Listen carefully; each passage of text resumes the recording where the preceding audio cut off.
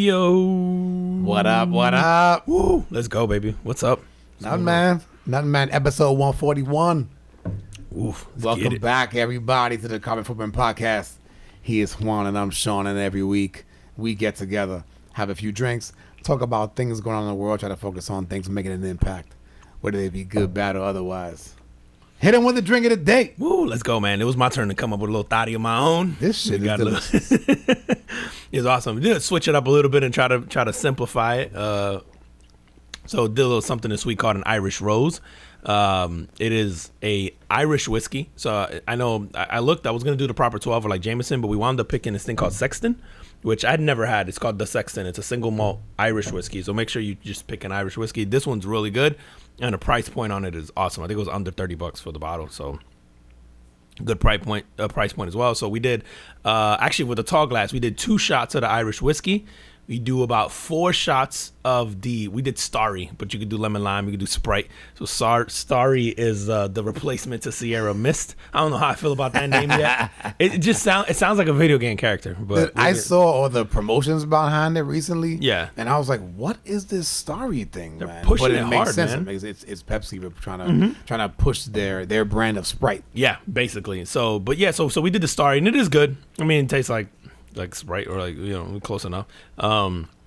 So we did so it's 2 shots of the whiskey, 4 shots of that. So just double up whatever you do whiskey wise. If you want to do a smaller glass, just double up on the lemon lime soda, and then we juiced lime wedges and a lemon wedge, so one of each. So squeeze in and then top off with it's about half a shot of grenadine, and stir it up, and you're good to go, man. And leave the lemon wedges in there as a garnish. But they are important because they do add some flavor. So one more time, you do the Irish whiskey. So do 2 shots of that. If you're doing a tall glass, 4 shots of the Sprite or the Starry or whatever lemon lime thing you have. 1 wedge of lemon and 1 of lime, and then grenadine, half a shot of that or a full shot, to taste. And yeah, it's really the taste. Right? I think on the tall glass we went with the full shot. Yeah, we went with the full shot on tall glass. The grenadine. Yep. But yeah, man, it's good. It's simple, straight to the point. It's not bad at all, man. I like it. Look, anything red is good, bro. So when I seen you give me a red drink, I was like, "Oh, this is about to be lit." I'm trying to think of that shit could be nasty. The only shitty red drink is probably like what's the tomato shit? That Bloody Marys. Oh, Bloody Marys. Yeah, that's probably the only questionable one. But I wouldn't really count it as a red drink because it just looks like tomato sauce. Yeah. So yeah, you're right. I can't think of anything that sucks that's red. It's all good, bro. Kool-Aid, Sex on the Beach, Tequila Sunrise, Kool-Aid with sugar. All right, man. Hit him with your carbon footprint. Yo, this week, man, I got I picked my carbon footprint to be the whole case with Dominion and Fox News. I have not heard this. So Dominion is a company that makes the voting machines. I know where this is going. Yep. And so obviously during the last election where Trump was claiming sort of like that the election was stolen from him and all that. Right. The whole voter fraud thing. Well, Fox News sort of took it and ran with it. And they were talking about how there was issues with the machines and all this other stuff. But basically they went out on their show.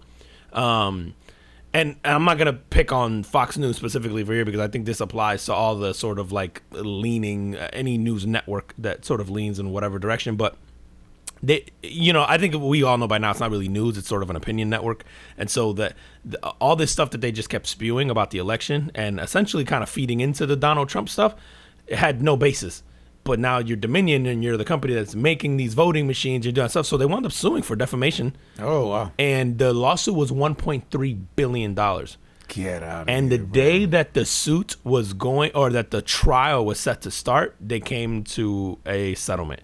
And so they settled for just under $800 million. So they settled for about half of what the ask was. Wow. But when I was listening to people and listening to analysts and all that stuff, they were talking about, like, there was one guy who was like a lifelong defamation lawyer, specifically what he did, and goes like, I've never seen a case that was so cut and dry, slam dunk. And that's just with the stuff that's available publicly. Normally in trial you sort of roll out your big guns, right, of like by the way, like bam bam. And so the consensus seemed to be like, Fox is in trouble.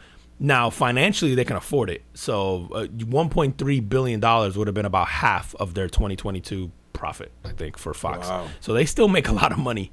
But I think for me, the reason I gave it a carbon footprint is because what I hope or what I think this will do is these little opinion networks are going to have to start, you can't keep pandering to your base of sort of misinformation or lies, or at least you're going to have to be tactful about how you do this moving forward, because this was and I think there's a lot of people who are going to look at this and go, yeah, maybe we should take that route. It just so happens that this is a big deal because obviously it's a vote, it's an election, and people are obviously it hits close to home. If you think your vote doesn't matter or you think it was stolen, and we obviously know that was like a big part of the narrative, like, they stole the vote, they stole the election, all that stuff, and like networks I think are just getting away on both sides. They're just saying shit of just like sort of riling up their people. But I think now you have this sort of landmark case where these guys sued and they won. Now I wonder if you can still sue if they just change verbiage, if they just go allegedly these machines, because maybe it's hearsay from, maybe in this case, right, like it's hearsay from Donald Trump. Donald Trump says, oh, the machines are bad. Right, and then so they just kind of take that and run with it, and they change the narrative to allegedly the machines are bad. Yeah, which is I think it was what like a lot of people do, and I think how Fox gets away with it is some of their shows, and CNN does this too, and MSNBC, and they all do this. Like some of their shows are sort of like, just some analyst and giving his opinion and spewing all. Like Tucker Carlson just talks, like he doesn't fucking give facts or whatever, or he just picks like and chooses sort of things that'll fit the context of whatever he's trying to say.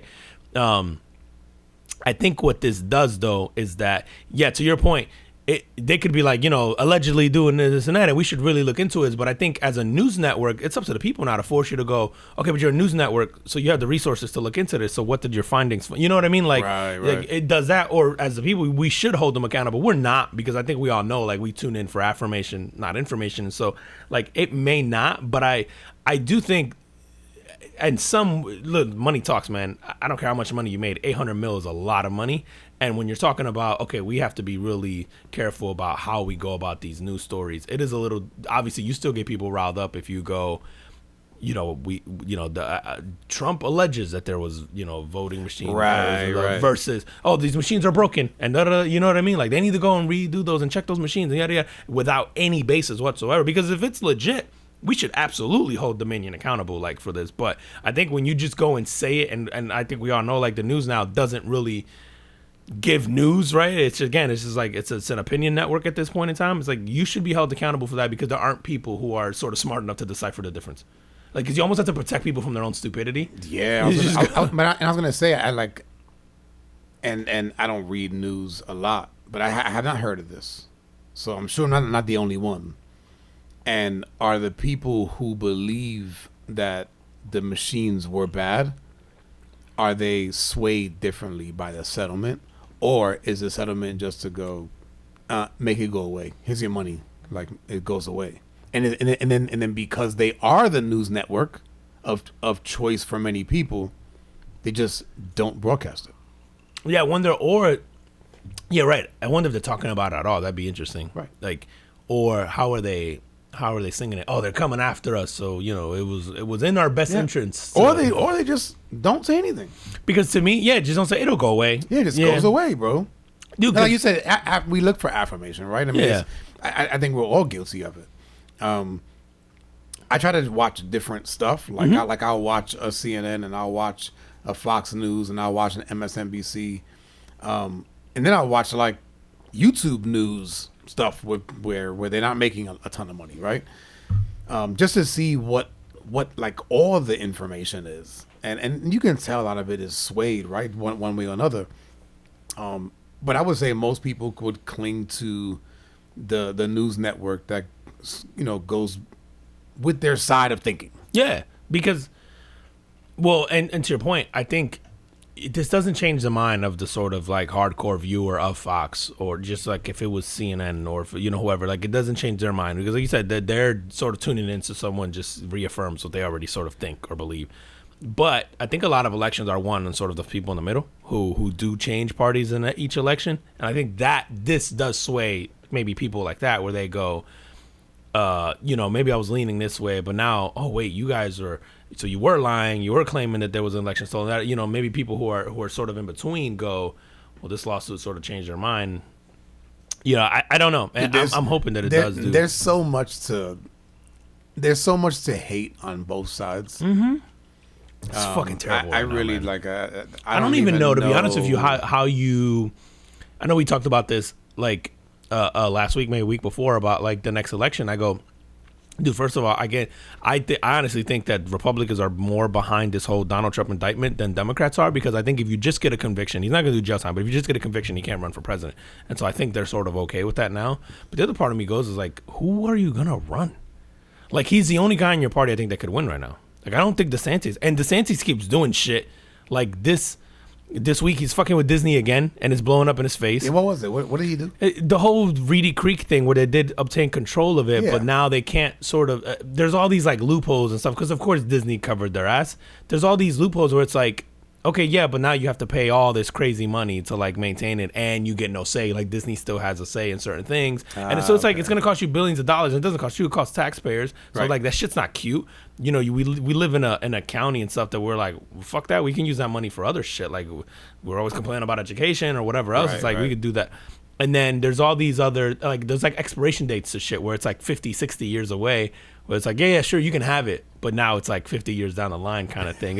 Dude, there's all these weird, like, you got to go and read it, because there's all these weird things where you're like, they're pulling out all these obscure laws from like 50 years ago. Yeah. That, of course, were done then, but they were well thought out. And no one ever uses them or enforces them, but it's like, they're laws. So, and Disney's sort of sitting behind some of this stuff, which I'm like, they got to be sitting there laughing their asses off. Because, again, you can't be the governor of Florida and fuck with Disney. Do you know we got a whole building of lawyers? Yeah, yeah. Like, literally, that's all they do.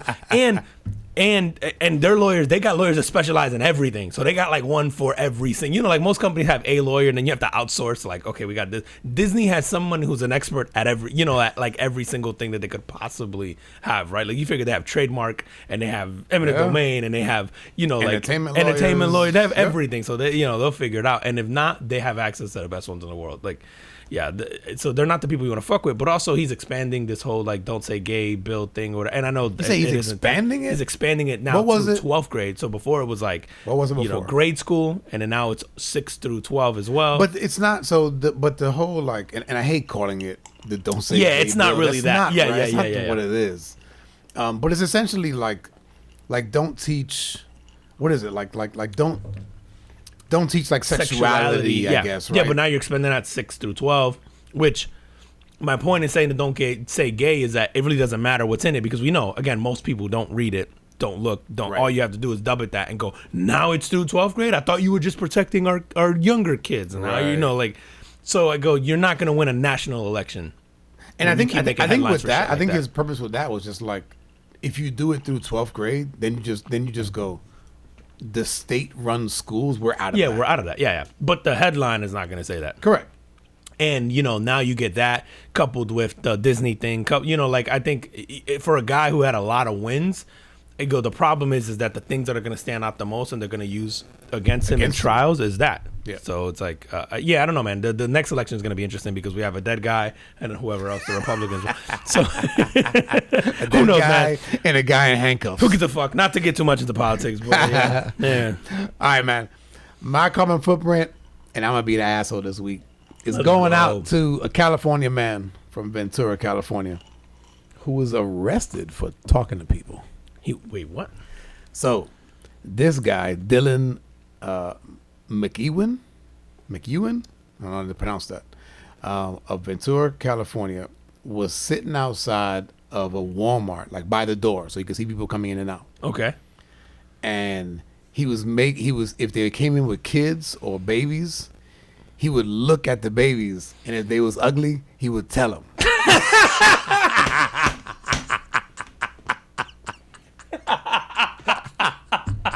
He would tell the person or the baby. Is it going to the parent or the baby? He would tell them.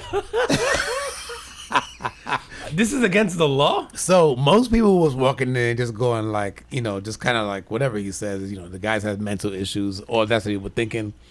But people were taking offense to it, man. He made people cry and shit. And so the police department got a bunch of calls because essentially what this is considered public harassment. And so that is against the law. But you can get arrested for that? If it's against the law, bro. But can't you get arrested for citation speeding? And shit? I don't You know. could, but it has to be to an extent. You know what I'm saying? Yes. Like, yeah. And I don't, and so it didn't say that he was being like just thrown in jail. But he was being sent off to a 72-hour psychological evaluation. You think something wrong with him? That's so, a little presumptuous. What they said, they were saying it wasn't the first time that he's got caught doing shit like this. It's my man's favorite past. Because the same thing happened to him earlier on, and where he was arrested over the summer because he was on the beach talking to or telling overweight folks that they needed to cover up or they might be mistaken for a whale and get harpooned. It's the harpoon part for me. You didn't just call him fat. You like a. You had to take it to harpoon stock. Damn. And he said, man, it's so good. they interviewed him, I guess, just real quick. And he was like, I'm just telling the truth. I may be an asshole, but at least I'm an honest asshole. Oh, it's so good, bro. Bro, if you can get arrested for talking shit, I'm in trouble, dog. Oh my God, Just man. don't go to a public place and do it like unsolicited. Dude, I'm wondering, I've told you this story a lot before where I used to talk so much shit when I played baseball as a catcher. Oh, yeah. I would fucking relentless, bro. I would be sitting there in catcher's gear just talking the whole time. And you would get kids that would complain. And the ump's rule was like, yo, as long as he's not cursing, he can say whatever he wants. Or being like derogatory or whatever. Bro, you know me, man. I was running my mouth the whole fucking time. And kids would just get livid, and I would get kids trying to throw their bat backwards and hit me, or just like tell them to shut up, and they would, because you just get in their head, and that was the whole point. Oh, it was so good, bro. But I'm like, I'd get arrested. I was saying wild shit like this all the time. Like, which one's your mom? Like, ugh.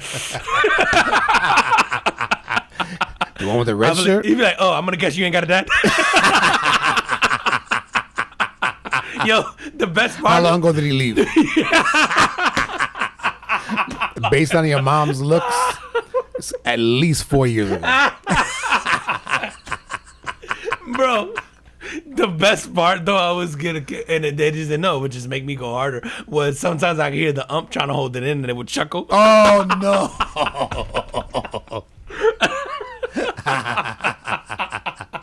They probably could be like, this kid's entertaining. Yeah.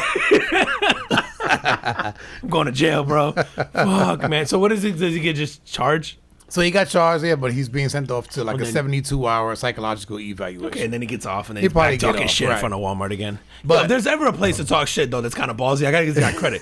Walmart doesn't have the best, like the most reasonable human beings going in there. Right. Like, you might get your ass knocked Yeah, out. like you do that shit in front of Bloomingdale's, you a bitch. You do this shit in front of Walmart, dog.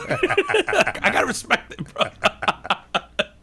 Like, But sometimes people, you know, in those areas, man, they might walk in there and be like, "This motherfucker's crazy," yeah, Right. yeah, and people won't mess with you. and they 'cause just you are mess with you. crazy. You crazy. Yeah, I'm trying to think of what I would do if somebody was in there. Yeah, probably just ignore him or talk I shit would. with him. Yeah. I would just either talk shit back or talk shit back while I'm just keep it pushing. Like, Yeah, right. Keep walking. like I'm not even trying to fight you because you insulted my kid. I don't really. Yeah, you call my yeah. What do you do? call my call kid your ugly. kid ugly I probably laugh, bro. in front of your poor kid.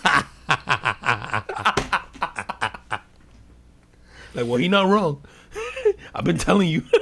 Do something So- about that hair. Walk in there. Nigga, I told you to get a haircut. I just trying to think of all the shit I would say to my kids. I got that so much.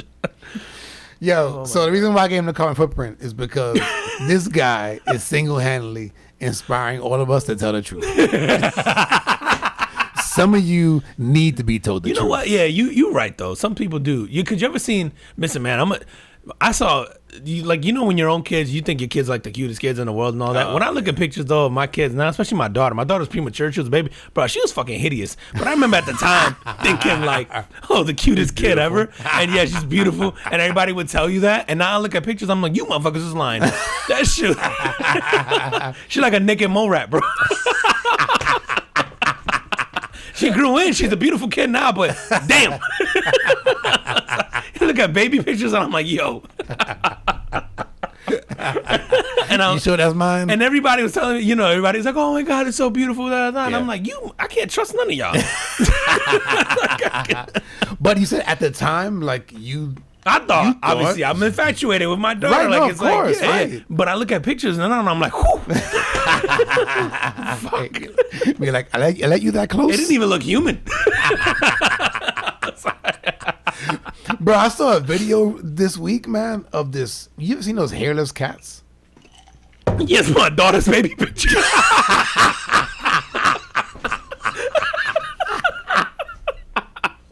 I hope she never hears this podcast. Listen, I've told her that, bro. You want to talk about being honest with your kid? I'm like, yo, I'm so glad you grew into this. She'd be like, why? I'm like, whoo, because it was touch and go for a minute.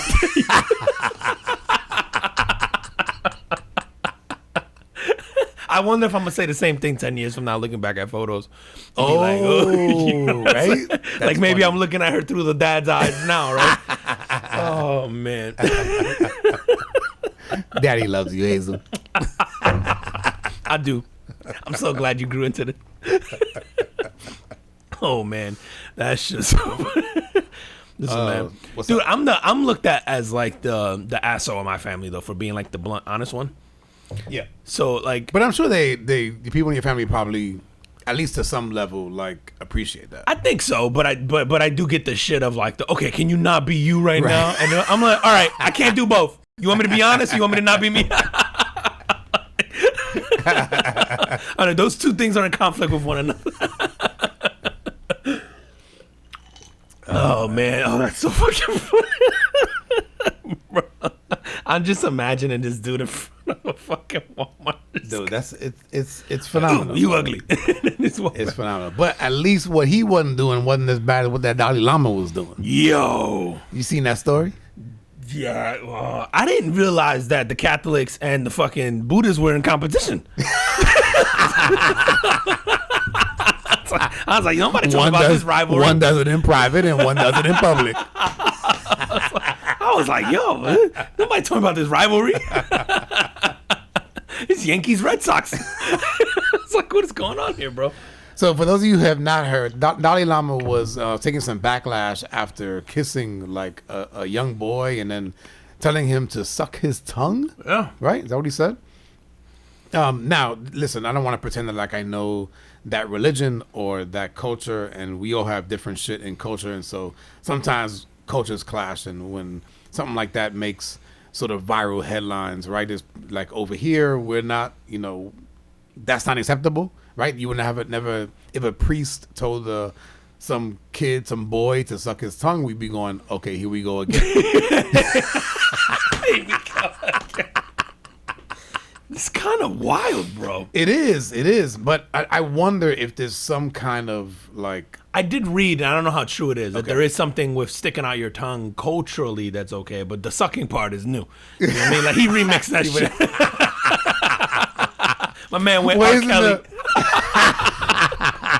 He's like, bounce, bounce, bounce. That shit. But isn't the whole thing with Dalai Lama supposed to be like, it's almost like the spirit of this person keeps switching people? I think so. Right? Isn't that the whole Dalai Lama thing? It's something like that. Yeah. Because this motherfucker's been alive for a long time. Right. Like this dude has actually been alive for a long time. But it's been passed down. He's like their pope almost, I guess, like in a sense, right? Yeah, but except the Catholics popes die. Right. And it's not the same dude. Like this is like they're supposed to be like the same dude. I think. I didn't realize. Okay.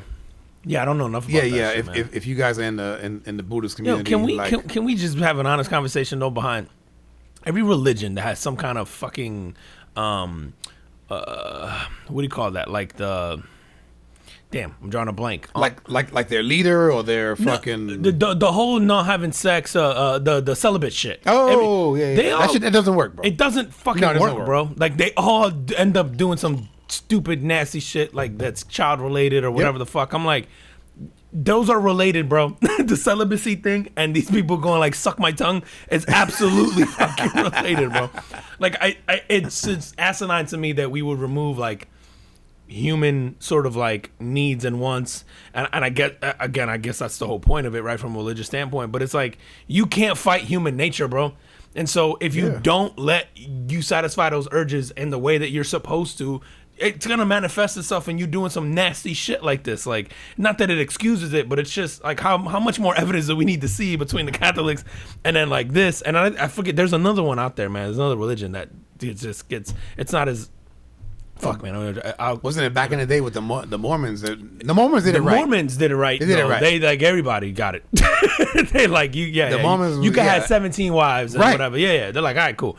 But, which again, how many Mormons you know child molest? Name one. I don't know. Prominent child molester Mormon. Happened, I'm sure there's one out there, but like, you don't see that shit on the news every week. You know, like, it's just, listen, all I'm saying is we need to look into the protocol. That's all. Let these folks get some stuff, please. Yeah, listen, bro. Or they end up the wife of an Oklahoma police chief. Did you see the story with her, man? Listen, she out here playing Dalai Lama this week. Actually, no. At least she aimed a little higher. But actually, no. It was like a 15-year-old boy. You see, just told she's a substitute teacher. I gotta get her name. But substitute teacher in Oklahoma. Her husband is the police chief of the town, and she gets caught fucking around with a 15-year-old student, sending him lewd pictures, asking him to do shit with her sexually. I think they actually did wind up doing some stuff. Or maybe it was mostly pictures and writings and shit through Snapchat. So that shit, it goes away on Snapchat, right? Yeah, the whole disappearing. Yeah, but you can subpoena Snapchat. I think that's the knock on Snapchat is like it goes away for you and I. Yep. But if you ever had a case, you can subpoena the servers of Snapchat and they have everything. Doesn't fucking Instagram or Meta they all have no. And they all not Snap, but they all have their own disappearing message features. But this is why Signal Snap has its own. They're public, right? Yes, they're a publicly traded company. Yeah. And then I don't know if you know, Snap has an AI chat thing too that you can just chat with. Like it'll pretend to be a person if you want to talk. Like you said, you want to talk back and forth like through Snap. Snap has like a new AI thing that you can just talk to. Oh, that's cool. Which is kind of cool. Yeah, that. But anyway, this teacher used this shit to talk to like a 15-year-old boy through here and then trade pictures and do whatever. But the crazy shit is, I'm like, damn. So you're a substitute. Your husband is a police chief. What happened between you and this kid that you just was like, dude? Or what's not happening at home? Where you're looking for that, dude. But I'm looking at her. She could have been fine at any bar. Like, she's not like her name is Emma Delaney Hancock. Dude, but don't you think that you go for kind of like, I don't want to say what's easy, but people typically go for what's attainable and then what they have access to. Yeah, but for women, isn't that like everything? Like, if you're they don't think so. I would say that a lot of women don't feel that way. Yeah, because I would say, dude, as a woman, the most hideous woman can get laid anytime she wants to. Yeah, I agree. Yeah. Men can't, right? Like you can't be an ugly man and get like laid, but you can be an ugly woman and get laid whenever you want to. Yeah. So like, and then you're seeing her. She's not hideous. She's pretty, and this is a mugshot. So you're like, all right, if you look pretty in a mugshot, you probably look okay, cleaned up. Yep. What's wrong with you up there? She got to be Catholic or Buddhist. Maybe she was inspired by the Dalai Lama. and again, man, with the whole like 15-year-old boy, like, good for you, bro. Yeah, him. Yeah, I'm gonna tell you right now. Don't let one of these substitute teachers that look good get, push up on one of my sons. Would you be mad if they told you? No, bro. I mean, I listen, as a parent, like, I want to say yes, but like, I get it. No, but I mean, like, would you be, if they told you and then you had to tell their mom, because obviously then the mom's going to turn the teacher in, would you be mad about that? Like, would you be disappointed a little bit in your kid if he turned in the teacher? Yeah, I think that I would be like, if he came to me first and if everything was okay, I would probably be like, just don't say anything. As a 16-year-old, yeah. But if he comes to you and says like, yo, like, I'm really, like, this is messing with me, like, I can't stop thinking about it and that, and then I think if that's the case, then you have to go, okay, as a parent, it's my duty to report her.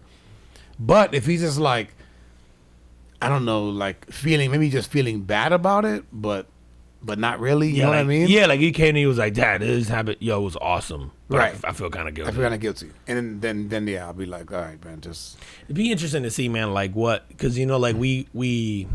I would say like just don't do it again. Like I think about myself stop. at 15, 16, I would have been just fine with that, right? But I wonder psychologically, like, does it mess with you? Like, does it mess with? Like, it has to. It's to some extent, right? Like you would think it definitely I don't know does. why, but was it any different than having sex with another 15-year-old?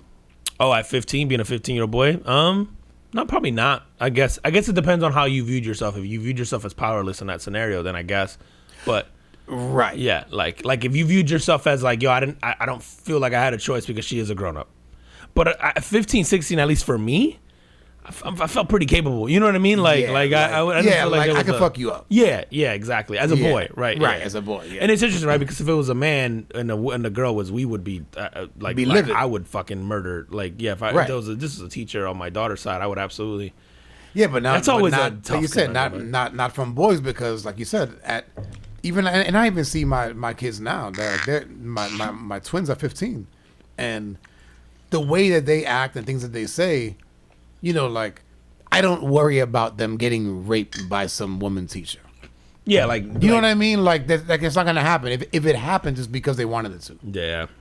That, or does the position of power, right? Or oh, it's an adult, it's a grown up.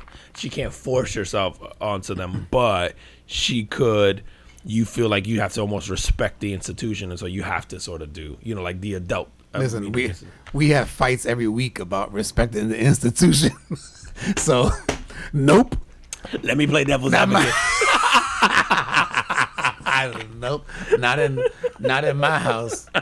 Joe Rogan has a great bit about this shit too, man. Where he's just like, there was a story a while back about a teacher, and then like basically a bunch of the students were like running trains on this lady. Oh yeah, it's like, yeah, I don't remember that. And he goes, that all the dads are going around, like somebody told, and they were like, which one of you bitch asses ratted? Be like, you told your mom? Yeah, that's exactly why the did you bit. do Like, that? why would you tell your mom? Oh man, I feel like we have too many of these stories now. These teachers are the new school shootings. Maybe they're just trying to prevent these. Dude, the mass shootings, bro. I saw something this week. There's 163 so far. That's wild. I solved it, by the way, but nobody comes to me for the answer. But the reason why I found that, that's crazy, right? It's more than the days that we have in the year so far.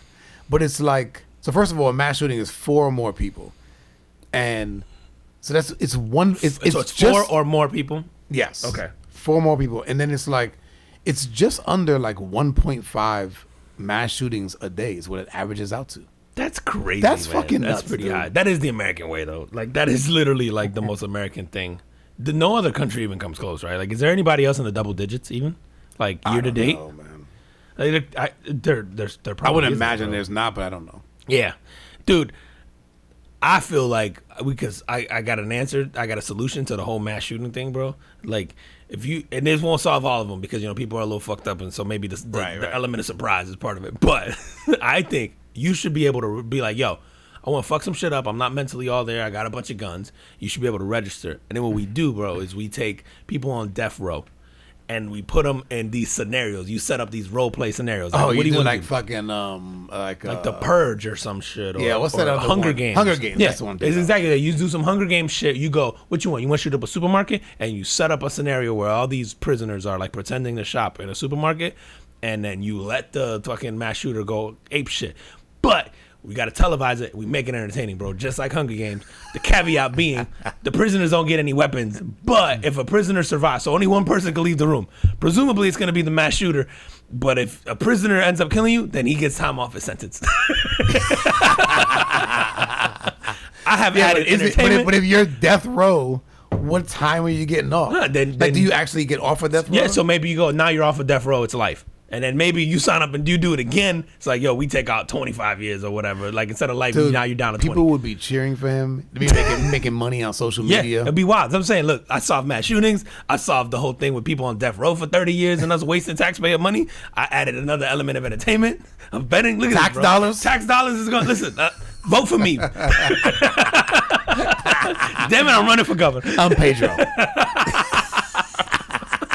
Dude, and you could, to spice it up a little bit, if you have a life in prison, you could decide to subscribe to this too. Like, fuck it, I'll be a part of this mass shooting like thing. And then you just let go these people, get it out of their system, and they go back into society. It's like the purge, bro. Just once a year, just let them sign up for some shit like Dude, this. I would imagine something like that. Like if it's televised and then there's somebody who you end up like, oh shit, like this guy made it. And now he's off of death row. And then he goes for another one. And like he becomes like this, almost like this gladiator. Bro, like the That you're LeBron fucking- James of fucking prisoners?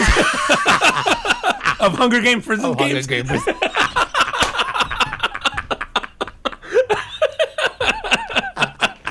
No, but man, he ain't got shit on. Bro, you just start ruining. You got trading cards and shit. We got. This motherfucker come out of NFTs. jail with deals. He got an endorsement. sneaker. deal. He got a sneaker. Fisker knives and shit, giving him endorsement. Bro, you just, because you know, there's some people who like have this urge. There's some people who snap and you can't solve it. But you go, maybe you have these places like, yo, if you snap, come here, sign up, and we'll let you get, like, you know, they got those anger rooms now where you can go in and just smash shit. Yeah. Just throw people in that shit. Bro, so one of my sons wants to do that. Yeah. I'm not really sure why. You just let it out, bro. just- You get to, yeah, just this wants shit to- does look like fun. I mean, it's not like for me. There's nothing Yeah, appealing like, I to don't it for want- me. yeah, I don't have that like. I don't have this aggression need to gene in break my shit, body. yeah. Yeah, I don't need to break shit ever. It doesn't do anything for me. But I'm like, yo, for some people it does, man. Like, listen, man, we need to do a Hunger Games. You listen to prisoners. You let people sign up for some mass shootings, and then you solve it, bro. Let them get it out of their system. We could set up a school, a supermarket, a concert. We do role playing. It'd be like going on laser tag. And it's all prisoners on death row. Bro, imagine that, the laser tag scenario where the shooter, there's one person with a real gun. Mm-hmm. And everybody else has lasers. got lasers. Then you don't, and they just you don't go. know. You don't know. Dude, you can make this so fun. So fun. And we get that 163 down to about 100 just by doing this. It's a win. And we probably kill off, you know, how many people die in 60 mass shootings? Or 250? So you go, hey, we can kill 250 people on death row, save some money. And you don't have to worry about spending like lethal injection shit or getting sued or doing the whole thing, man. I'm just saying, there's solutions out here, people. Dude, let me get into this shit, man. So, this week, DeMar Hamlin, Okay. Oh, yeah. right? DeMar Hamlin, for those of you who don't remember, a Buffalo Bills player, which I'm not even sure he's part of that team still. 'Cause I saw a comment of it was like, who's gonna sign this guy? Oh. But I don't know if that's right. Okay. Don't know if that's right. So, Buffalo Bills player, Let me see. pretty much like almost lost his life on the field. I mean, lost it. He lost it for like a second, right? Yeah. And then was revived, taken to the hospital. Anyway, he has been cleared. He has fully recovered, been cleared to return to football activities. Also, Tua Tagovailoa, which is the quarterback for the Miami Dolphins, over the offseason has contemplated retirement because this guy has got so many concussions. He decided against it, so he is going to return. But it just begs the question of, for both of these guys, like, when do you know to call it quits? And from a football perspective, like, right, if I'm going, and we all know DeMar Hamlin's injury / like micro death, like it was a perfect hit at the perfect time in the perfect spot. Yeah, I actually feel better. And listen, I don't know how these guys feel personally, but from an outsider's perspective, if I had to choose a scenario, I almost feel better going back as DeMar Hamlin than I do about Tua. Because DeMar Hamlin, like you said, it was such a freak. Like, the chances of that happening again, although I'm scared, obviously, because it has happened, and right, like, there's got to be an element of fear in there. But also, like me, the way I think, I am like a numbers, like a statistics person, and I go, okay, statistically speaking, the chance of that happening again, it's never gonna happen again. It's never gonna happen again, right? Because it never should happen the first time. So like you already, that's lightning twice, right? And like, so I feel better from him. Whereas Tua, the next concussion is inevitable. It's not if it's you're getting another concussion as a quarterback in the NFL. Like, yeah, so. And depending on how, given all these studies of like the CTE shit, given like the quality of life, like you're seeing less and less of these guys make it, past their like mid 50s or early 50s in the NFL. Because like they end up killing themselves. They end up killing themselves. It's sad, man. So you go, what happens to a guy like him who has these documented like really massive concussions? And dude, and some of the hits didn't even appear to be that bad. And maybe he's just more sensitive to it than other people, right? And you just go, man, what's that quality of life like at 45, 50, 55, 60, which is still relatively young, right? Like you go, man, what's that quality of life like? What am I trading for that? I feel like, to your point about how do you know when to call it quits? In this specific scenario, you would go, I think you'd have to think about what's the risk reward? Like what's the reward playing another year, 2, 3, 4, 5 versus what's the risk? And you go, is my life or my life post football, which realistically speaking, maybe past 35, 36, I'm done. That's a lot of life left to live, man. Yeah, but I don't think this guy goes past 30. No, but I mean, how old is he? I'm talking about like 24? 24, but I'm talking about like an average NFL quarterback. Like you go, so if you're in the 30s, it's even worse, right? So if you retire at 30, let's say, because of everything, and now you put your body through another 3 or 4 years of this abuse, man, 30, you live to 80, whatever, like that's 50 years, probably with a shitty quality of life. If you even get that far, if you don't off yourself before then, or you don't get some degenerative brain disease, or you don't, like that to me is tougher than Damar Hamlin, the heart attack thing, because I go, the heart attack thing was just so specific and so freak. Yeah, like. But I wonder, like, I think if I'm Damar Hamlin, it's always in the back of your mind. And then, like, for me, I would just be like, man, if it happened once, like, it could happen again. I think I would probably walk away and just do something else. Yeah. But then again, like, how hard is it to walk away and do something else? And then what is that something else? Well, and I'm looking at his contract, man. He's still under contract. He is, okay. And it's a 4-year, $3.64 million deal. Which is not crazy. It's not crazy. It's not chump change either. But it isn't money that he can't get as an analyst. Right, like you go as a good analyst working for ESPN, and now that he sort of has that reputation and he has that, hell, you could go work at the front office for the Bills and probably make $500K a year, $400K a year, and I mean that's not what you're making now, but it's close enough, and you'd be okay. Like you say, you don't have to worry about this. Yeah, but then again, like what skill set do you bring? You know what I'm saying? Like you're not gonna make $500K a year just because you're Damar Hamlin. I feel like this kid is gonna be one of those, like, because of the scenario and what happened to him. If you're the Buffalo Bills, you almost make him something for life. Oh, okay. Like, you know what you know how like Makes the Magic sense. Still employ like Nick Anderson, or like, there's teams that just employ people. I think for the Buffalo Bills, this has become like one of those guys where you just go, maybe I'm wrong, but like I feel like this is one of those where you go, he always has a job here if he wants it in whatever capacity, whether he's an assistant coach, for DBs or special teams or whatever. Like you go, you're maybe you're not giving him a high profile job, but you go, he wants to make 6 figs coaching. Cool, like we've got that. Bro, but if to that point, like going back to like your question of like when do you know, if you're these guys, I guess if you still have that passion, like you see this with people who are either like smokers or drinkers and all that stuff. It's like, if I'm gonna go out, I might as well do something that makes me happy. Then I guess for both of these scenarios, you could go, well, at least they're living their life and they're doing their thing. They're happy. I think the reason the Tua thing would bother me more is because like I'm not going out instantly doing something that makes me happy. It's gonna be a prolonged torture. Right, like if you end up getting some kind of brain disease, it's like that's not going out. That's not like an instant. Like Damar Hamlin's like, if you have a heart attack and it's instantaneous, it's like this. It's like blink of an eye, boom, over. If you're Tua, you're talking about decades potentially of just a miserable life. That's harder for me to wrap my head around. But to go against your ego and that competitive spirit, like that drive that you get, I guess as long as you still feel that, it's probably when you should. I just wonder, man, like from Tua's perspective, knowing that you're gonna get another concussion, like it's not even a question. Like you said earlier, like it's not a question of if, it's when. Why would you take that chance? I mean, and somebody might say, oh, well, it's for the love of the game. Like he just loves what he does, and he hasn't fulfilled. What is it in the league? What, 2 years? Yeah, maybe three. Yeah. So he's 24, 25. Does he have kids? I know he's married. I don't know. That He is kids. married. I'm pretty sure he's married. And I think this factors into this too, because I think not having kids,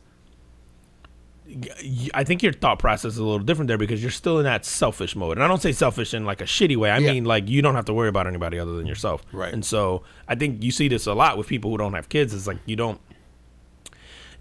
your thought process is different even when it comes to yourself, right? You're probably not as like, I know for me, for sure, like when you think about kids, you even almost start to take your own health more serious because either you want to be there for them or you want to make sure that you can provide for them or protect them or take care of them or do the whole thing. Like, your decision starts to become more of like me and them versus just you. Whereas like this, I think having kids does change this. Like, you start to go, well, fuck, do I want to be able to, take my son to go play football or do this or do that or that? And I feel like something like that would change that perspective. I think maybe he does retire. I don't know, dude. Dana White had a great, and I feel like you could apply this to football. He was talking about Masvidal walking away. Yep. And Dana White was like, this is so dangerous to do at like MMA. It's like the minute you start thinking that maybe you want to retire, you should absolutely retire because you could die in there. And I'm like, makes sense. And I feel like you could apply that to football where you go, the minute you have to think about it, I feel like it's time to go. Like the minute in football. But for that makes total sense. So how do we apply that to like regular jobs and careers? When is it time to call it quits? I think I feel like, before you answer, I feel like a lot of people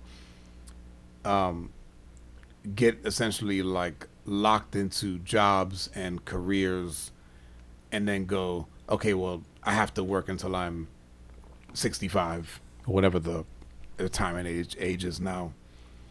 And then you just, if you're making decent money where you're at, people just stay even though it may not be the best work environment or they may not be totally happy. And then, fuck, man, then at the end, it's just like you retire at 65, 67, whatever it is, and then you're too old to do anything else or unless you keep yourself in great shape.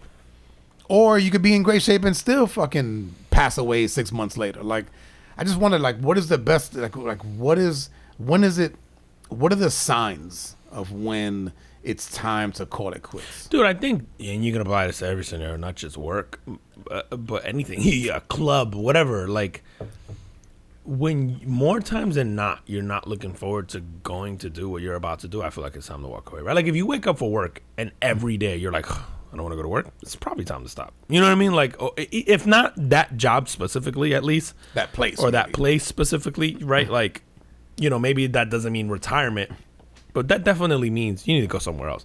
Like, the idea that you would wake up and force yourself to do something that you don't want to do every single day is wild. We all have days, right? Like, you're going to have a day or two here and there. But I feel like if there's 5 days a week and 3 out of those, you wake up and you're like, I don't want to go, it's probably time to go. And I think you can apply that to everything.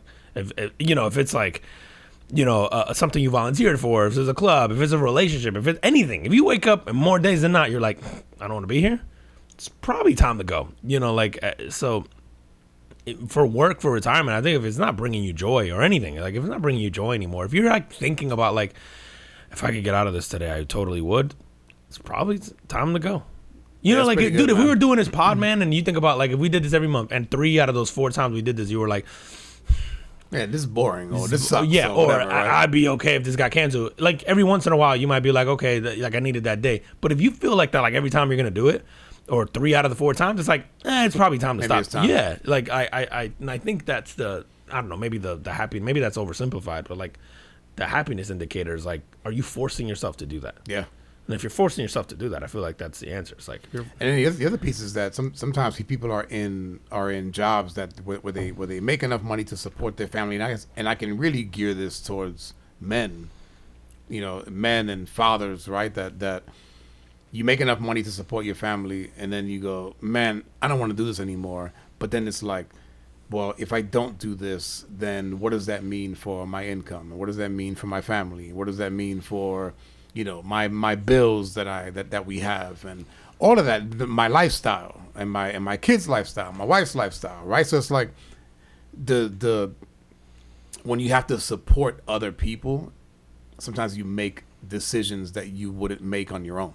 Yeah, no, that's a fair point, man. Like I think that yeah, and this is it's funny, man, because this gets lost. There's a huge disparity between life expectancy in men than in women, and a lot of this gets like it doesn't get studied enough, or there isn't enough attention paid to it because it almost gets sort of shoved in the boys will be boys thing, right? Because you think about like, you know, more men die in car accidents. It's like, okay, it makes sense. Like we tend to take more risks when we drive and yada yada yada, and maybe like freak accidents or drownings or whatever, right?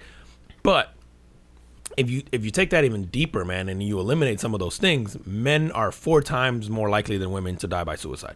Men are... Is that right, man? 4 times. 4 times more likely a man will kill himself over a woman. And that, a lot of it is that, like, that suffer in silence or, you know, thing. Of, Yeah. And more times than not, when a man commits suicide, people go, fuck, I had no idea that guy was even sad. Because to your point, you kind of just like, you know, strap up your boots or whatever and go. You don't talk about it. You're like, man, I Right. got to support this family. So more times than not, when there's a suicide with a woman, a lot of people will say, and this is like statistically true, it's like, they sort of they had indicators. There's a lot of times with men that they're like, man, I had no idea. Wow. For whatever reason, you know, obviously we know heart conditions, all that other stuff. And again, it's like, oh, men don't go to the doctor as often. They don't do that. And right. And so there's a lot of things you need to address psychologically because it's true. A lot of us don't go on time. So we don't get diagnosed on time. And so we do end up getting. That makes sense, bro. I never go to the doctor. Yeah, same. Like there's some things that I found out when I went to the doctor because of some other shit. And then I'm like, oh, fuck, I found out, you know, like my blood pressure or whatever. Like, and it was like, oh, I had no idea that was an issue. Dude, And then it's I'm like, glad that my like the insurance at my workplace requires that I go get like blood work every year, and then I get the report that says like, oh, here's your blood pressure and here's your freaking cholesterol. Yeah, otherwise you would never go. I would never go. Dude, just the blood work alone is like, and it's funny that you say the blood work thing because that is actually a thing that's come up in studies where they're saying the blood work for insurance and the blood work, there's another thing where they force blood work in men. I think it's all insurance, but it's like either health insurance or life insurance and all this stuff. It's almost like some of those things are there by design that Yep. way because they know you won't go. Okay. And so for Makes men, sense. it almost becomes like preventative. But dude, even something like COVID, if you get COVID as a man or a woman, same exact, like, you know, whatever, like the demographics, age, whatever, blah, you're more likely to die as a man. So like, there's all these, and I find it hard to believe that a lot of this isn't driven by sort of like what we were talking before, like stress and the levels of cortisol in our bodies and all this, like hormones and all that sort of come with being or putting that pressure on yourself of like, no, I got to suck it up and do this and all that. And Yeah. I think that is like, it's something that does beat up on your body and it does like wear you down after a long time. And I think inevitably it does compromise your immune system and all this stuff. But I think it's also not something that's talked about or studied or whatever, because it's like the narrative becomes, well, you guys get paid more than women, which is now no longer true, by the way. Then you get, I don't know if you saw, women have actually passed men in most of the giant metropolitan cities. Women Is make that more right? than men. Yeah, but like in most of the major American cities, women actually make more than the men now. So we've almost like overcorrected the other way. I think we're just gonna offset for a few years until it's even. But then like.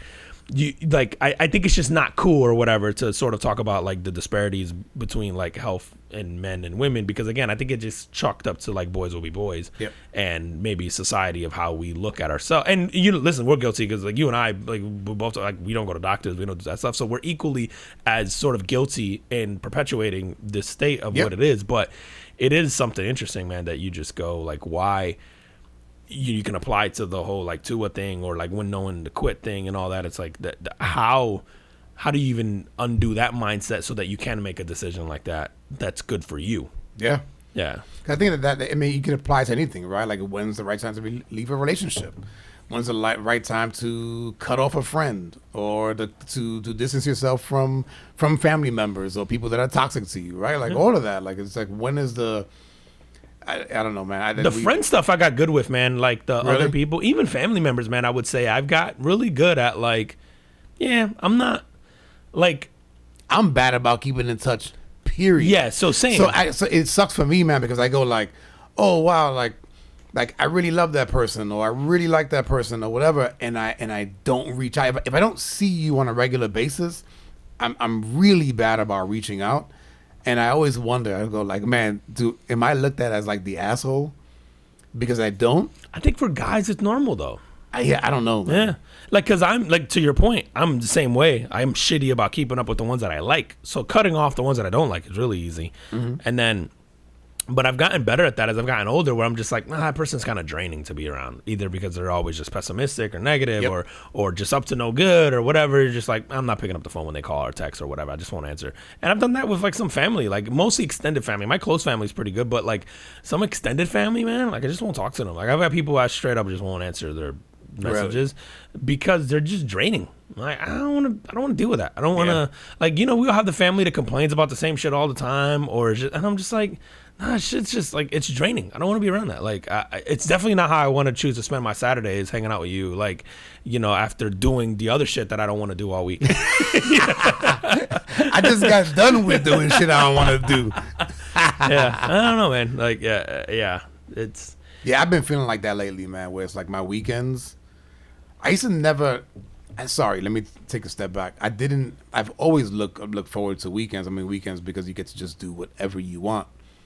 But my weekdays, like I've never like gone to work and going, other than the bad days here and there, and going like, oh man, like I don't want to be here. yeah. I don't do that. But I've been finding that more lately. Dude, because it would, like, if you're, and we all know those people who live for the weekends all the time. Like, I think we all have periods where that's the case. If you're one of those people who lives for Saturday and Sunday all the time, dude, that means over 60% of your life sucks. Yeah. And you're looking forward to this, like, Which that 25 sucks, to 30%. That sucks, man. And those are the things where you just go, man, if you're living for Saturday, like, you got to make some changes, man. Sorry. Yeah, like, that's just, like, I don't know, You know man. what? Maybe that's part of it, right? Maybe like if you go like, yo, if you're living for the minuscule part of your life, then maybe you should be looking at the bigger part of your life and making a change. Yeah, like one of the things I never understood, I'm sure this happens to you, like working in corporate America, man, where you get the whole Monday thing. Oh, I got the Mondays, or like, Yeah, the thing, I just never get that. I was never one of those people either. Like I have days where I'm just like, oh fuck, the weekend wasn't long enough or whatever. Like, Yep. you know, you all have those moments. But I also talk to people where every Monday it's like, oh yeah, I'm dragging. You know, it's another Monday, and I'm just like, right. It's Monday. It's Monday, and I'm just like, I don't know what that means, bro. Like, I'm just like, I you know, like I get it, but again, if I felt like that every Monday, I feel like, man, it's time to do something, man. I don't. And listen, we've all gone through periods in our lives, I think, where that was the case. But Yep. yeah, All right, man. How we doing on time? listen, man, we're 57 minutes in. God. Look at us go, man. It's, Dude, NBA playoffs, man. yo. Fuck, man. I don't even know where Well, to start with that. They've been okay. entertaining. I mean, there's two that are going to be I love trash the to first watch. round is dope. But I normally hate the first round, and Yeah. I've been sucked into a couple series, man. Yeah. So right now, Golden State and Sacramento. that's a great series. The Miami New York is a great series. Cleveland. New York, sorry. Cleveland, Miami, Sorry. Milwaukee. Yes. Yeah. Both of those are good. Yeah. The other one is the Lakers and Memphis. Great. Which Dylan Brooks, that dude, man, he's a really good player. So take nothing away from him. You think? I think he's a good player. I think he plays D. He's pretty good on Yeah, I offense. mean, he does play D, right? yeah. So, but the shit that he's talking. So for those of you who did not see, he called wild boy. He talked shit about LeBron. He was like, he's old, and then he was like, I wish I could have seen him when he was kind of in his prime, when he was with Miami and Fucking his crazy, Cleveland. because you're about to see it on Saturday, bro. That's what I'm saying. I'm going like, why would you poke the bear in an interview? Like, just be quiet. Yeah, like LeBron may not be able to do that 7 nights in a row. Right. But LeBron's got a night or two in him where he could just go off on your ass. Yep. And the Lakers just need to go up 3-1, and then LeBron could take off the rest of the series and they'll win one. You know what I mean? Yeah.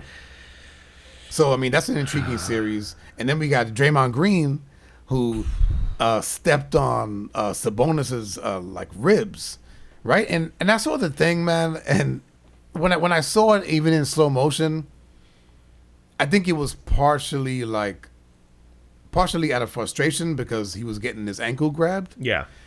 And then I also feel like there was something in Draymond Green's head where he was like, I'm gonna stomp him, but I'm not gonna do it crazy. 'Cause I didn't feel like it was crazy. I know. I thought the actual stomp itself and all that. I'm like, yeah, I'm you sure- should get I'm sure it ejected, hurt. but you shouldn't get suspended. No, Right. for sure. But I also think if it was uninstigated, I think I'd agree with the suspension more. But it was definitely, I don't want to say It was warranted, no. but But it was instigated. it wasn't unprovoked. You know what I mean? Here's the piece, bro. Afterwards, when he goes to the crowd and starts going, "Come on, like yeah, yeah," and he's looking at the crowd and he's like inciting the crowd. When you're in an opponent's stadium, dude, fans, and especially after like drinking and stuff like that, fans get stupid. Yeah, dude. And I feel like, and because Adam Silver was around when that whole what was it called, the Malice in the Palace Malice, yeah. or whatever it Yeah, was he's- called. Who was, I don't know if it was playing in that game. It was the Detroit Pistons and the Pacers, wasn't The it? Pacers, yeah, in the NBA, yeah, because Ron Artest was on Yeah. there. Yeah. And the Pacers, it was Ron Artest and the guy who has the podcast now, Steven Jackson. Steven Jackson, yep. They went up in the crowd and started fighting Started with fighting fans. fans, yeah. fighting with fans. And I feel like You Adam got a Silver, dress code in the NBA after that, yo. Remember that shit? your shorts are too long. Yeah. But Adam Silver was around then. He wasn't the commissioner. He was the deputy commissioner. And I feel like that shit still rings in his head. And he's like, you need to suspend him because it's not just the act, it's what he did afterwards. I hadn't even thought about that, man, until you said it, and I think that makes the most sense for this, man. I think that has to be it. And I think that explaining that to Draymond would make it to where the suspension would seem more hell, coming out publicly and going, listen, the stomp was egregious, and he's absolutely being punished for that. But the more egregious part was this going into the crowd and taunting, like, you have to be smarter than that in an away game. And, if you're, like, trying to rile up your own crowd at home, That's I think different. it's very different That's than different. taunting an away crowd in a Right. playoff game. Emotions are already high. And like you said, it could lead to, especially right this year where the NBA they've had a lot of issues with fans and players calling out fans and wanting them to get ejected. And it's like, Yep. okay, but now you're the one instigating this. I feel like that would be an easier pill to swallow if Silver did come out and just go, hey, man, the kick was bad and all that, but it was the kick coupled with the fan thing. And I feel like when you said it, I went, oh, fuck, that makes sense. He should get suspended then. That almost, for me, took it to a place where I go, okay, that makes sense. Because the kick, when I was looking at just the kick, I went, yeah, bad. Not suspended from the playoffs, bad. Right.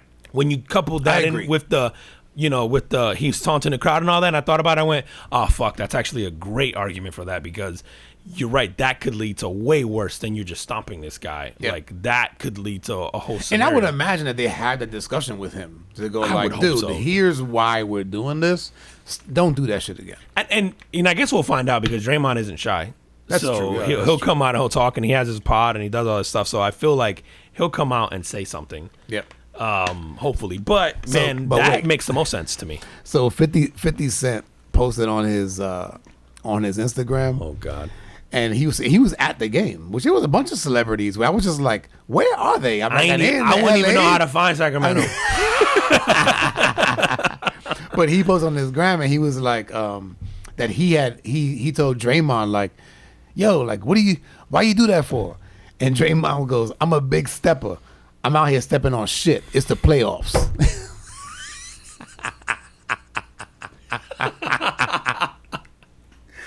So I was like, yo, and I could totally see Draymond saying that shit. He gets really like emotional about the Dude, game. he's and the stuff, last man. of the like old school players. I think that's what I like Yeah. about him, man. He reminds me of those like Piston teams and Bro, not for nothing, bro. Like we've made we talked about this before on here and heard comments from folks that used to watch the old school guys talk about how the game is soft. Mm-hmm. Dude, the way some of these games are going in these playoffs, like the soft shit's out the window. I love that, man. I think that's what I love about yeah, so do I. playoff basketball. Period. Is that the soft shit goes out the window, but. Bro, with the sort of emergence of the big man again, which you're seeing with Embiid, you're seeing with Jokic, you're seeing with Which he like had a Draymond. phenomenal block tonight. Oh my God, To dude, seal the block it. from Really to Embiid? seal it. Oh yeah, dude. I mean, I think it's a career highlight block, right? If they go on to the finals, potentially when but whatever, that's a career highlight block for Joel Embiid, man. That's a like, oh, you're playing the highlight reel for his Hall of Fame induction. Right, you're right. playing that block, man. Like that. What a play, but. I feel like you're seeing this emergence of the big man again, which inevitably means the game has to get more physical because you're seeing Jokic and you're seeing like the dominance from like Sabonis and you know Draymond and Embiid and who did John Morant run into when he hurt his hand? Was that Davis? I think it was Anthony Davis. It was a big Right? man. Or was it Hachimura? Either way, they're I don't both remember. One of the big. one of the big big dudes in the middle. He kept trying to come in there, and the big man wasn't letting it happen. And to me, there's playoff fouls, man. I love that. You always hear that term, like playoff fouls. Like, nah, bro, you're gonna think twice before coming in here. Like, Right. you should make a guy like John Morant go. I gotta lift weights in the off season. Like, Bro. yeah, like Trey Young go. Like you're seeing that now. That Atlanta team is just getting smoked. Dude, the Celtics are scary. They are, and a lot of that is the Celtics, but I think a lot of that also, like you look at Trey Young. Like I've Trey Young is a fun watch, but I've never looked at Trey Young and went, "Oh, that guy's carrying a team to a final." Right. Like, he doesn't look imposing enough. Because even though Steph Curry is small, I was just gonna think Steph. yeah, but Steph Curry's skill set is so high, Dude. that it doesn't matter. He's like a video game, bro. It's stupid. It's a cheat Wait, code, like bro. a cheat code, Yeah, yeah. It's Madden 2004 with Michael Vick. I don't know if you remember that shit, but if you pick those rules, you weren't allowed to pick the Atlanta Falcons in Madden 04 because it was fucking impossible to defend Michael Vick. It Really? was so dumb, bro. You could be running 50 yards in the opposite direction of your own end zone if you had Michael Vick as your quarterback, and he could just run and then just throw a bomb for 90 yards to fucking whoever, or he would take off and juke everybody and score a touchdown anyway. Like it was stupid. He was like you remember with Tecmo Bowl? You had Bo Jackson. Yeah. That's what Michael Vick was. And it's stupid, bro. That's Curry in real life. Dude, I was somewhere, and that's not recently. This is like in the last, like, I don't know, maybe 2 years or so. Maybe it was pre-COVID. At someone's house, my son, who's never really played Tecmo Bowl, is playing against somebody else, and he's beating them. And he's like the 49ers, and they're the Raiders. And it's the Raiders with Bo Jackson and Marcus Allen. Marcus Allen. So they play to the half. My son is winning big. The kid he's playing against is like, I don't want to play this anymore. I'm like, oh, give me the control. So he's the Raiders. So I get Bo Jackson. Bro, I bring it all the way back. Let me show you how I do it. Little stepper. He's like, who is this guy? Bro. You know, but my son doesn't know who Bo Jackson is. I No. mean, he's heard his name, right? But he's never witnessed that. But watching, and it's really fun. So like watching these playoffs with my sons and watching Steph, it's like, yo, he's the only guy that if they're within 3 and the clock is running down and they get him the ball, in my mind, I'm going, it's going overtime. It's going, yeah. Like, Dude, it's not even a question. he is, I don't even think arguably, he is the greatest shooter of all time. You figure top 3 in ball handles, and then not afraid to drive to the paint. And then he's like, when you watch him without the ball, it's like he's a fucking nightmare to defend because he just wears He you keeps out. running. It's a long 48-minute night, It's bro. if like, you're sitting there. who's Rip Hamilton? Yo, you remember watching tapes of him? And I'm like, yo, I'm getting dizzy just watching the tape of him just coming off screens and passing and come. There was a great one the other night from Curry where the dude passed and then Curry ran off and he comes off a screen and he dishes it back and they give it right back to him. Yeah. And then he hits like a layup or some shit. And I'm going, that's what you got to deal with for 48 minutes. That has to be fucking exhausting, bro. Like exhausting. So I'm like, he doesn't get enough credit for like what he does without the ball. 'Cause Yeah, you go, no, you're if right. you're defending Steph Curry, you're so tired by the end of that game that he's getting open shots the whole time, even if you're defending, because you're late. You know what I mean? Like getting there. Like he is, you know, it's funny, man. And I was a Steph Curry hater like early on, but because, again, like you just don't see these small guys succeed. Like Allen Iverson was an anomaly in the NBA, Oh, right? yeah, Like man. Allen Iverson, pound for pound, might be the greatest basketball player of all Ever. time. Yeah, he was just so amazing. And I think with Steph Curry, for me, I thought, he's having a cute little run. I looked at him the same way I looked at like Derrick Rose, like those guys. I'm like, it's cute, but Yeah, they're gonna have right. 2 or 3 years in there. No, dude, this guy And is here to stay. He's been here to stay, man, and he is again greatest shooter of all time. And but he's so fun to watch, and he's like, I think the league is almost, I would argue he's more influential than LeBron James was to this generation because like your kids grew up probably more with Steph or wanting to idolize Steph over LeBron. Yeah, because I think LeBron was older. Like LeBron was one of the older players. For sure, but I also think there's something to do with LeBron is so physically gifted. Yeah. Like, where you look at LeBron and you go, he looks like a linebacker. He's like 6'8", 6'7", whatever, 240 pounds. And you're just like, if you're a smaller kid, like, that's hard to sort of idolize because you can't see yourself as that. You can see yourself as Steph Curry, right? Smallest guy on the court, quick, doesn't move, hustles. Like, I think it's easier to look at that guy and go, oh, I could be that. I could aspire to be that. That's why. And then it became every time you went to a basketball court, everyone's just shooting from half court. And that's like that Curry effect is like everyone just wants to shoot. And the NBA just became that for a long time. Hey, dude, even last night, I'm seeing Dylan Brooks, who is not a great shooter, pulling up 7 feet behind the 3-point line. Bro. And he hit one at the end that clutched yeah. it. But you go, like, a guy like that is not shooting that 10 years ago. Like that's that whole Steph Curry effect. When did that become a good shot? Like, and now you're like, oh, if he's open, just pull it. And they could be 3 feet inside half court. You're just like, and then it's even translated to the women's game. I mean, you got we talked about a few weeks ago. It's like the women are doing the same thing, man. So, dude, your Walmart guy needs to go to the next game with the Grizzlies and the Lakers, and I think just talk shit because Dylan Brooks that's a funny looking guy, bro. Not just he dresses wild, but his face also looks like the 3D printer stopped like midway. like on his haircut too. Yeah, bro, his hair's wild. How do you have a receding hairline with braids? I don't understand that shit. It's so wild, bro. Like my hairline's fucked up. But I stay in my lane. This dude got braids. Like how your braids start at the center of your head. It's wild. Meaning, yeah, it's crazy, bro. Dude, so we need your Walmart guy out there just talking shit. Like Draymond and all these guys just back off. Just give Walmart guy, somebody should give him an endorsement deal. Just sit up there and talk shit. Just make that a reality show. Just cam him up. Dude, on that, man, fucking... Speaking of talking shit, I know you saw this, and we gotta play this for the people. Southwest. Normally, when we talk about airlines, we're talking about like Frontier, we're talking about Spirit. We're ragging on those. Yeah. Southwest had a passenger that lost his mind over a baby that was crying for what he said was like 45 minutes. Right? It's the best video I've watched. Can I play it for the people? Oh, it's so good. You have to play it. I'm going to play it for the people. This man went off on this. Oh, you guys got to listen to this. No. This is not it. Go look up the video. Yeah, don't dip into your spank bank. Yeah. That ain't it. He's like, Southwest. Oh, wait, that's a flight attendant.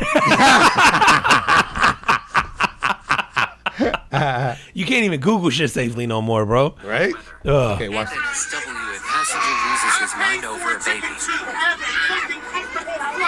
That child has been crying for 40 minutes. Lower that, and you can't put your fucking finger about things like that. Calm the child down, please. I had headphones on. I was sleeping. Why is the baby yelling? I'm not screaming. You want me to scream? You want me to scream? I'll fucking scream. Please stop the baby from fucking crying. Please. Bro, please. That child was a black baby. What the fuck would be happening right now? You're not going there. I'm fucking going there. We're not in Florida yet. You can't do what the fuck you feel like.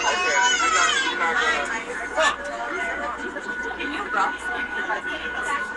I was asleep the whole time. You haven't served me anything. No, anything. Try to keep my appointment. If I wasn't on this plane, I would. There's a child crying on the plane, non-fucking stop.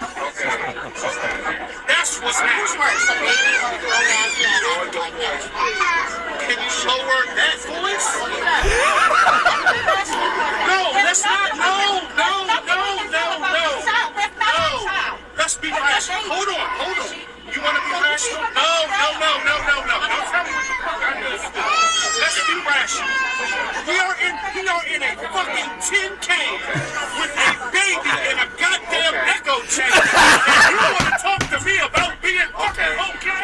Okay, because you're yelling. So is the baby. Did that motherfucker pay extra?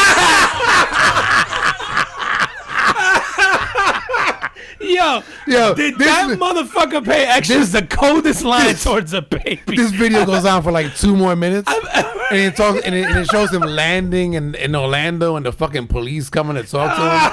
But that is the greatest line. Did that motherfucker pay extra? That's the coldest line I've ever heard towards a baby in my life. It's wild that he said that shit with a straight ass face. Like, he was mad as hell, He was bro. fucking livid, bro. And the video in Orlando shows them talking to him and, like the terminal. I don't think he got arrested either. They just sort of. I don't know, man, because they kind of show him walking away with the police officer, but I don't know. But I don't know if that was them ends. just escorting him to make sure that the situation didn't escalate or whatever. Hopefully.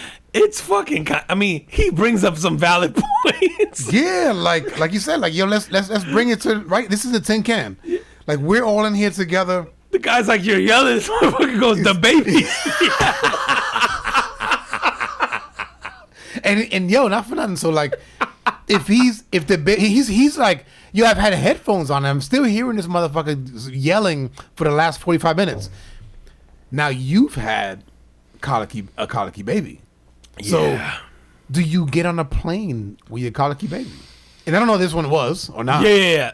I couldn't even imagine. Dude, we didn't even leave the house when. Right? Yeah. No, you didn't leave the house because of what? Oh, he was a fucking nightmare, bro. You couldn't go nowhere. Because you felt like, yo, I can't take this crying baby. Oh, you couldn't leave the house. Now, granted, you never know her situation, where like, or him, or I don't know who the baby was traveling with, but like maybe they absolutely needed to, or maybe the baby's normally fine, and then the airplane experience was just not good for it.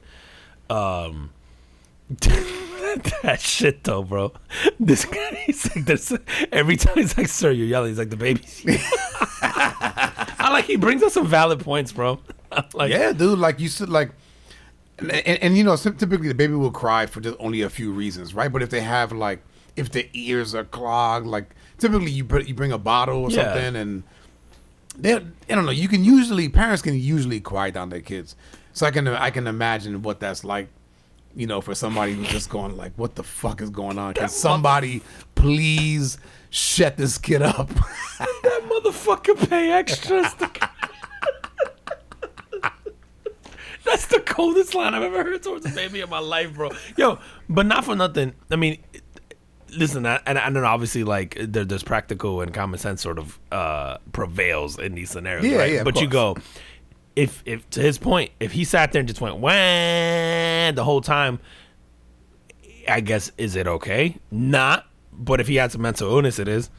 And then, this is one of those things where you're like, I see his point. It's just that common sense has to prevail here and go like, dude, you can control sort of your your behavior. Like the kid is not crying because it wants to be annoying. Yeah, you're deliberately being an asshole. The kid is like, we don't know what's wrong with the kid unless the kid was deliberately being an asshole. But I'm like, no, it sounded like a baby, bro. No, it sounded like that shit was born yesterday, bro. Yeah. It sounded like a baby, dude. So. Which, again, like you said, maybe as a parents, you're like, you should, you got to think about that. But also, you just don't know what situation they're in. So it's like, do they absolutely have to travel for whatever? Like, I don't know. You come in Orlando, everybody just assumes vacation. They're going to Disney. They're going to, so. Yep.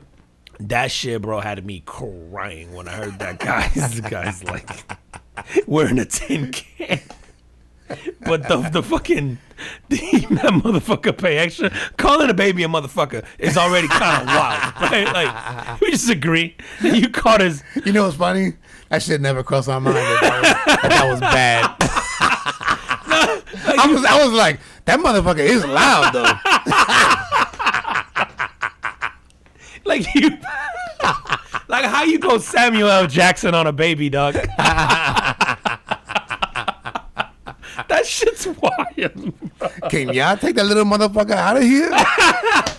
Can somebody put a titty in that motherfucker's mouth? What Bernie Mac say? Motherfucker, you could use it as like a noun. It's a person, place, right? Or a thing. You're not wrong, bro. Jeez. Oh man, that shit is so good, bro. Like, yo, how you call baby a motherfucker so casually like that?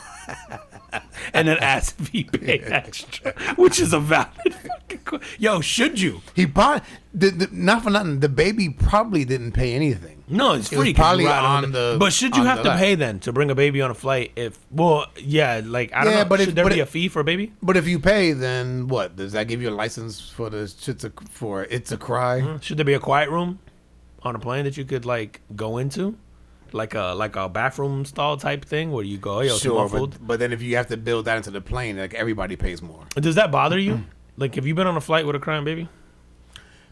I have, but none that are memorable. You ain't calling them motherfucker. No, no. Typically, man, like I bring headphones, Yeah, same. and so like I throw on some noise canceling headphones. Yeah, I'm out. dude, Like, and yeah. I'm good. So like, if you have, even if it's not noise canceling, like I can It put on a muffles out, movie yeah. and you put that shit on loud and watch a movie or music or whatever, man. And- Dude, I was on a long ass flight once, and How long? there was a baby. Oh, like 8 hours. Ooh, that's long. and there was a baby that cried, and I crashed. Like I had on headphones, and then I crashed. But the guy next to me didn't have headphones, and I to this day I don't know why he didn't just buy the headphones that were offered to like whatever. Yeah. But I guess when he was complaining, he's like, "This fucking thing cried the whole flight," and I slept the whole flight. I had headphones. I ain't hear shit. I didn't know what was going on. And he's just talking about it, and I'm like. Like he had no headphones, didn't do anything at the time, so he just sat there, sort of like arms crossed. Like every time I saw him, he was just sitting there, arms crossed, just pissed. off. And I'm like, Yeah, you got to do "It's something. your first flight, bro? Like, what is Yeah, going on?" yeah, here? buy the headphones, bro. Like, I didn't even notice that shit, man. And I do have some like, I wouldn't go off like this guy, obviously, because I think I do have an understanding of like, yo, kids are just, and maybe because I had a colicky kid, but I'm just like, it's just not in your control. No, man. but it can drive you nuts. Oh, it right? absolutely Like- will drive you crazy. Like I have been on a flight with an asshole kid who's like a toddler, who's like kicking my seat or Oh, doing that. I yeah. have been on, and I have turned around and been like, bro, like you're watching your kid literally sit there and grab my chair and go like, dun, dun, dun, dun, dun, dun, like shake it though. Yeah? Yeah, dude. And they didn't, and I'll they don't sit say there- anything. No, and I'll take it for a little bit and I go, would too, okay, the yeah, I would parent's too. gonna say something, and then like it got so bad where I had to turn around and look at the parent like yo, like, are you gonna make me tell your kid something or are Right. you?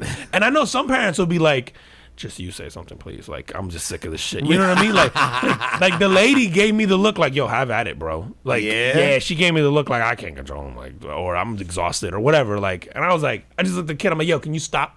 And he just like gave me the look and then stopped. He stopped. But I think maybe she was thinking like, if I say he not gonna listen, but he don't know you, so Yeah. yeah. And I guess that worked in that instance. I should not.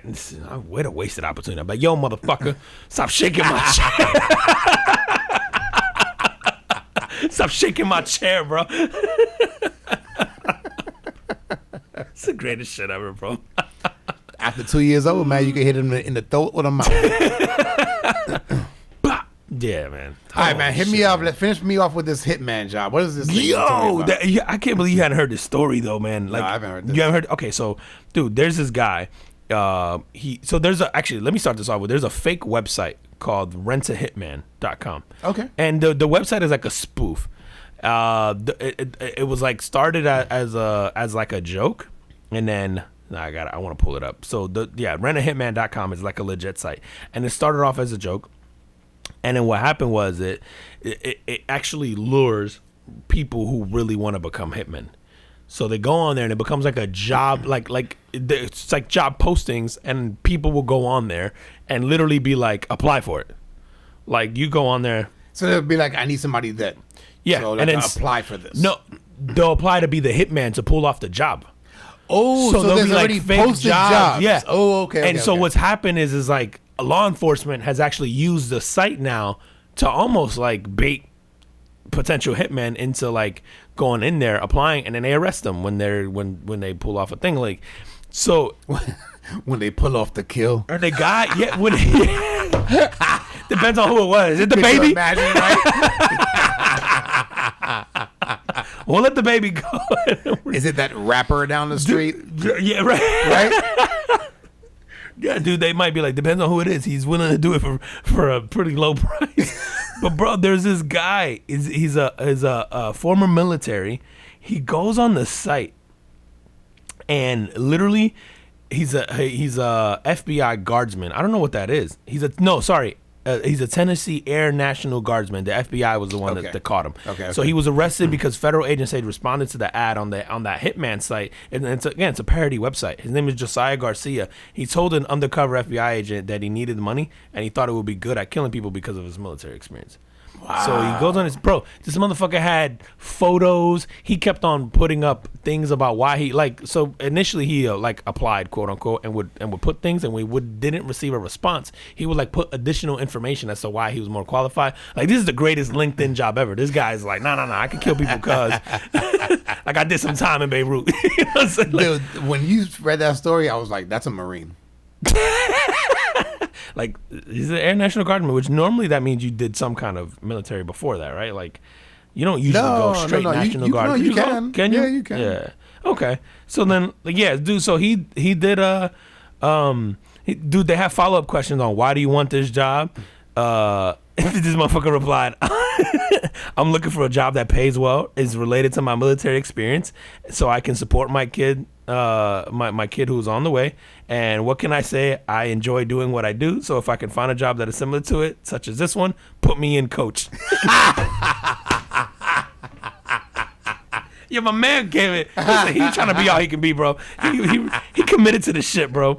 Yo, and then I don't know if this guy's got actual bodies, but he essentially related to his military experience, but he essentially goes into how he can do it, and then so meets with an agent, does the whole thing, and then asks you need pictures of the body afterwards? Are you good? Do I just dispose of it? Whatever. Yeah. My man was committed, bro. And so he met up with the agent, took the money as a deposit, and then they arrested him when he took the deposit or whatever. Dude, I remember when I first went in, old school Marines telling me oh yeah, I got 10 confirmed kills. That was almost like a badge of honor. Really? Yeah, it'd be oh, I got this many confirmed What kills. would have been the war? Well, I guess you would have had Desert Storm and then maybe some Nam folks in there, right? Or was that a Korean war? No, not Korean. Maybe I did have the one guy No, that would was have been 30 years. Yeah, I had one guy who had went to Vietnam and then he got out and then he came back in. So when I was early in well shit, I was only for 4 years. So during that 4-year span, I remember that guy and he had some good stories. But yeah, it was maybe a couple of those and but remember, we have the wars, but then there's always, remember, Marines can be used for a lot of shit. So there was always shit popping off somewhere. That's true, because we always That weren't assume- wars. We always assume there's war, but actually, military, like you said, they might have hostage rescues. They might have just containing situations in some random village, or fucking whatever. Black Hawk Down, right? Got it. Was that's a true story. Yeah. It wasn't a war, but it was where soldiers went in to what the hell was that? Was it? I want to say Haiti. That's Somalia? wrong. Somalia. That's it. It was some okay, yeah. And so, they go in there and people die and you know what I mean? And you're killing people as well because they were getting attacked. So yeah, there was stuff like that went on that a lot of guys that if you're in long enough, chances That's true. are. I'm thinking about Zero Dark 30 where they do that, the operation against Saddam Oh, Hussein. yes. Or not Saddam Hussein, sorry. No, Osama bin Laden. bin but, Laden. they got a few people on the way, which that's to be the greatest raid scene in a movie ever. The that the shit military is dope. scene. Oh my god, so good. But anyway, yeah, I guess that makes sense. So this guy, maybe he had some from that. Dude, not for nothing, man. I guess there's a fine line there because if you let people be hitmen in everyday life, but if you're the government, I guess there's a need for maybe retired military folks who do want. would And I'm think sure so. there are, and I'm sure there are some that are employed whatever. I don't know if it's CIA or whatever. Yeah, I mean, I would think so. Yeah. I don't know of any, but I'm sure skill that shit set. goes on. It's kind of fucking wild though to treat that shit like LinkedIn. Then you, let me talk to you about my skills. Put me in, coach. I'm a great, but the fact that he said put me in, coach, That's the name of that fucking episode. crazy as fuck. Put me in, coach. Bro, the crazy part too is the pay wasn't even that high. Really? It was $5,000 to do this one job. Ooh, wow. That's not enough. Yeah. That's not enough. Yeah, but it depends on who you are, bro. Yeah. Fuck, 5K is not. I feel like the risk. Unless here's the thing though, it's 5K becomes enough if there's less risk in terms of punishment, right? and you know, like if you go, you're gonna give me $5,000 to kill somebody who's a shit human being and all that stuff, and I know I'm not gonna get in trouble for it. Like I'm gonna get away. Right, Like, and eh. it's and if it's somewhere where you know that they maybe law enforcement kind of stays out of those areas. Right. You know what I Or mean? For the nobody's most gonna part. care. Or, that's what I'm saying. Yeah. No one will care. No one will report it. The guy's a freaking menace to this area. Yeah. And whatever. There's, Dude, it's like there's killings here. You all know when the there's time. gang members that get killed in drive-bys or like robberies. Yeah, there's nobody investigating Nobody's that looking shit. for that shit, bro. They're just like, I'm fucking casual to the thing. Good riddance. Like we don't have to. You know what I mean? Yep. Like yeah, I could see that, man. That's fucking hilarious, bro. But yeah, I saw this guy's whole little thing, and I'm like, bro. The fact that he committed to that shit. I'm like, if you committed to that shit to the job at Walmart or wherever, you probably would have had the job by now, bro.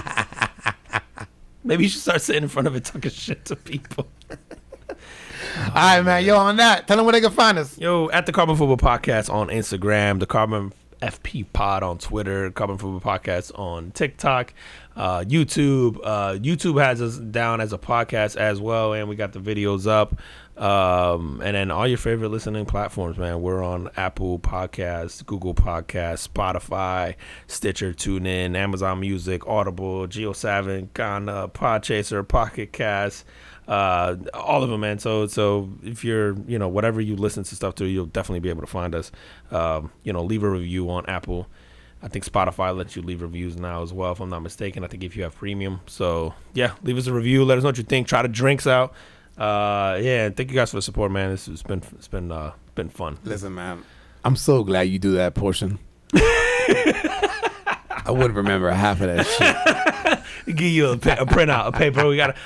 At one point in time, I thought I was gonna have to print it out, man. But there's definitely something that I'm missing for sure. It doesn't matter. It sounds like a lot. We're on stuff. If you have the app, just fucking look. It doesn't matter if it's whether it's a social or a thing. We're on there somewhere. Absolutely. So just look. And as always, we appreciate you guys, and we will see you next week. See you next week. Peace. Peace.